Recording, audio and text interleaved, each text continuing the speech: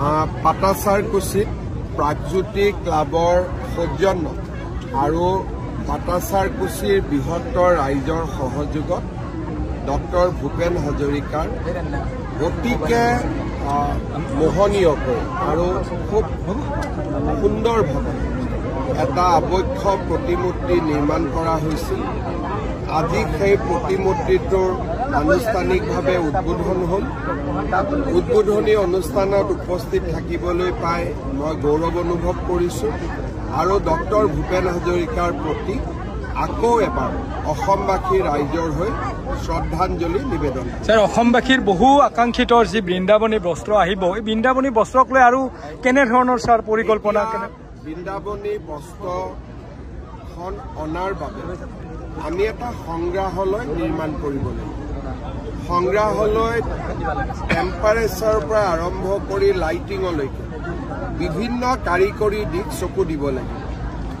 এই সংগ্ৰহালয়টো নিজৰ খৰচত JSW গ্ৰুপ তেওঁলোকে আমাক বনাই দিব।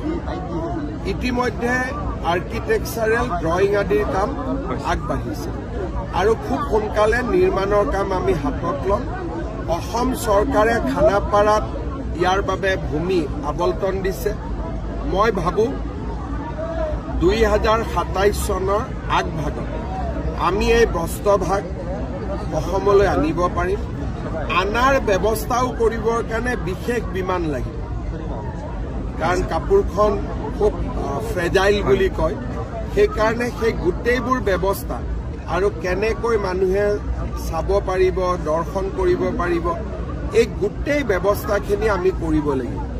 কাৰণ আমাৰ দৃষ্টিত অকল অসমৰ নহয়, ভাৰতবৰ্ষৰ পৰাও মানুহ আহিব। কাৰণ 600 বছৰ পুৰণা ইয়াৰ ধৰ্মীয় আৰু কাৰিকৰী দুইটাৰ ফালৰ পৰা এনেকুৱা বস্ত্ৰ আমাৰ দেশত নাই, আৰু তাতে কৃষ্ণৰ মাহাত্ম্য। গতিকে বৃন্দাবনী বস্ত্ৰই অসমলৈ বহুতো পৰ্যটক লৈ আহিব সেই সময়ত। গতিকে ৰাজ্য চৰকাৰে তাৰ ব্যৱস্থাসমূহ গ্ৰহণ কৰিছে আৰু কৰিব। যেতিয়াই যেতিয়াই ডেভেলপমেণ্ট হয় মই নিশ্চয় আপোনালোকক জনাই থাকিম। সীমাৰ সমস্যাটো মইতো আজিও সমাধান কৰি দিব পাৰোঁ, তেনেকুৱাতো একো নাই। খালি কিবা এটা কথা ভাবি মনতে ভাবি আছো যে ইলেকশ্যনৰ পিছত কৰি দিম। যদি আপোনালোকক লাগে আগত কৰি দিব লাগে আগতো কৰি দিম, সেইটো কোনো কথা নাই। তেনেকুৱা কোনো সেইটো লৈ পেলাই কোনো ইছ্যু নাই। আপোনাৰ জীৱনৰ এটা বিশেষ অনুভৱ আজি ব্যক্ত কৰিছে যে আপোনাৰ জীৱন আৰু পাটাচাৰকুছিৰ সৈতে মইতো কথাখিনি কৈছোৱে যে মোৰ জীৱনৰ প্ৰথম ৰাজহুৱা ভাষণ 1978ত মই যেতিয়া ক্লাছ 5ত পঢ়ি আছিলোঁ, তেতিয়া মই পাটাচাৰকুছি বিদ্যাপীঠৰ হলতে প্ৰথম প্ৰদান কৰিছিলোঁ। গতিকে এটা মোৰ জীৱনৰ কাৰণে এটা ইম্পৰ্টেণ্ট ঘটনা আছিলে। তাৰ পিছতে ঠিক তেনেধৰণেই ক্লাছ 5তে মই অসম আন্দোলনৰ লগত জড়িত হৈ পৰিছিলোঁ। গতিকে পাটাচাৰকুছি মোৰ জীৱনৰ পৰিৱৰ্তন বা যিটো যাত্ৰা, তাত এটা ইম্পৰ্টেণ্ট প্লেচ বা ইম্পৰ্টেণ্ট স্থান। তেতিয়া আপুনি ভাবিছিলে নে ৰাজনীতিলৈ আহিব? ভাবাটো একো নাই, ক্লাছ 5ৰ ষ্টুডেণ্টে কি ভাবিব পাৰে। এতিয়া আপোনাৰ গণ্ডগোলটো কি হ'ল, সমাধান হ'ল নে নাই? কিন্তু দুইটা কথা পাতোতে মোৰ লাগিলে বহুত দিনীয়া পুৰণা চিনাকি। সাংবাদিক হিচাপে চিনি পাইছিল, চিনাকিটো বহুত দিনীয়া পুৰণা।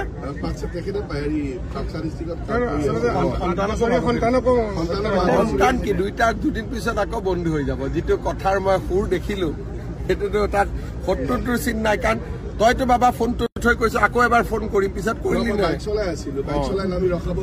ৰাণাও এটা বস্তু হয়। কেছটোতো মই ল'ব পাৰো, কিন্তু আকৌ কম্প্ৰমাইজ কৰি নিদিলে হ'ল। আৰু বন্ধু আছিলে নাই চিনাকি আছিলে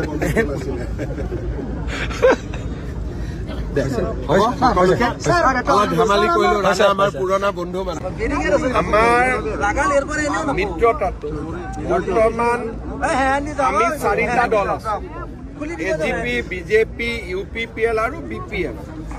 এতিয়া ইলেকশ্যনৰ সময়ত আমি কেনেকে আগবাঢ়িব পাৰো, সি এটা খুব আমাৰ ক'ব গ'লে এটা ইংৰাজীত শব্দটো মই ক'ব পাৰো যে ক্ৰাফটিং কৰিব লাগিব। মানে ইয়াক নতুনকৈ ইয়াক এটা এটাকৈ যোগ বিয়োগ কৰিব লাগিব আৰু চাব লাগিব যে ইলেকশ্যনত আমি কেনেকৈ জিকিব পাৰোঁ। আজি আমাৰ ইলেকশ্যন মেনেজমেণ্ট কমিটি ঘোষণা হ'ব, আজি আমাৰ মেনিফেষ্টো কমিটিও ঘোষণা হ'ব। অৰ্থাৎ যোৱা কালিৰ পৰা আমি ইলেকশ্যনৰ লৈ চিন্তা কৰা আৰম্ভ কৰি দিছোঁ। কেণ্ডিডেটৰ ছাৰ্ভে আদিও অনুষ্ঠিত হ'ব। এতিয়া আমি ইলেকশ্যনৰ বিষয়ে চিন্তা কৰা আৰম্ভ কৰিছোঁ। এজিপিৰ লগতো অহা 2 দিনতে আমাৰ নেতাসকলে আলোচনা কৰিব, BPF UPPLও আলোচনা কৰিব। মই ভাবোঁ যে আমি খুব ভাল কৰি সুকলমে কৰিব পাৰিম, কিন্তু প্ৰত্যাহ্বানটো অলপ অলপ থাকিব। নামনি অসমত যেটো আপোনাৰ আগ্ৰাসন হৈছে নামনি অসমত এইটো আপোনাৰ কেনেকৈ প্ৰতিহত কৰিব আপোনাৰ? চব নামনি অসমত প্ৰতিহত কৰাটো ৰাস্তা নাই। মানুহবিলাকেতো একেবাৰে বহি ল'লে, আমি আঁতৰি দিলোঁ। প্ৰথম নতুনকৈ যাতে ক্ষতি নহয়, দ্বিতীয়তে আমি কষ্ট দি থাকিব লাগিব যাতে নিগাজিকৈ বহি ল'ব নোৱাৰে। ইমান দিনে আমি কষ্ট নিদিয়াৰ কাৰণে তেওঁলোকে আকৌ মানুহ মাতি থাকিলে। আমাৰ চৰকাৰখনে অলপ কষ্ট দিয়া আৰম্ভ কৰিছে। কষ্ট দিলে লাহে লাহে মানুহবোৰ আঁতৰি যাব। এদিনতে চমৎকাৰ নহয়, কিন্তু যদি 15-10 বছৰ কষ্ট দি থাকিব পাৰোঁ তেতিয়া নিজে নিজে ঠিক। আপুনি ছাৰ কৈছিলে নতুন মুখ এইবাৰ আহিব, কিমান নতুন মুখটো আহিবই, কাৰণ বিজেপিয়ে এনেকুৱা পাৰ্টি নহয় যে পুৰণা মানুহখিনিয়ে ইয়াত টিকেট পাব। যদি নতুন মুখ নানো পাৰ্টিটোতো মৰি যাব। সেইকাৰণে মোদী ডাঙৰীয়া, অমিত শ্বাহ ডাঙৰীয়াৰ সদায় এইটো প্ৰচেষ্টা যে প্ৰতিটো ইলেকশ্যনতে 5ৰ পৰা 10জন নতুন মুখ, পাৰিলে বেছি। আৰু মই নিজে কমপ্লিটলি যুৱ প্ৰজন্মক ৰাজনীতিত অনাটো বিচাৰোঁ। যুৱক আৰু মহিলা ৰাজনীতিত আহিব লাগে। গতিকে মোৰ মনটো উদাৰ হৈ থাকিব। ভাল কেণ্ডিডেট পালে আমি টিকট দিম। বদৰুদ্দিন আজমলে কৈছিল মিয়াক অশান্ত কৰিলে আপোনাৰ ইষ্টৰে তাকে চুব। পাপ কিহৰ পাপ? বদৰুদ্দিন আজমলে কৈছিল তেওঁৰ যিটো পাপ সেইটো মোৰ কাৰণে পুণ্য, হয় নহয়? গতিকে তেওঁলোকে মোক অভিশাপ দি থাকক, সেই অভিশাপটো মই আশীৰ্বাদ বুলি ধৰি থাকিম। এতিয়া কংগ্ৰেছ আৰু বদৰুদ্দিনৰ যিটো কাজিয়া, পিছত গৈ আৰু লগে হ'ব নেকি?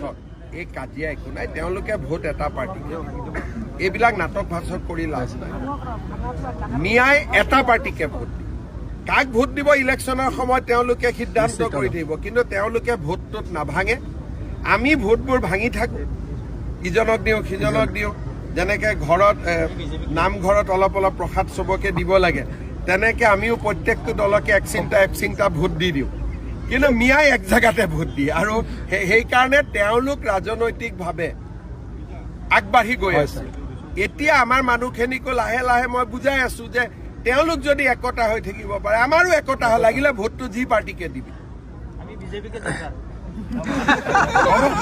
গৈ থাকো, ধন্যবাদ।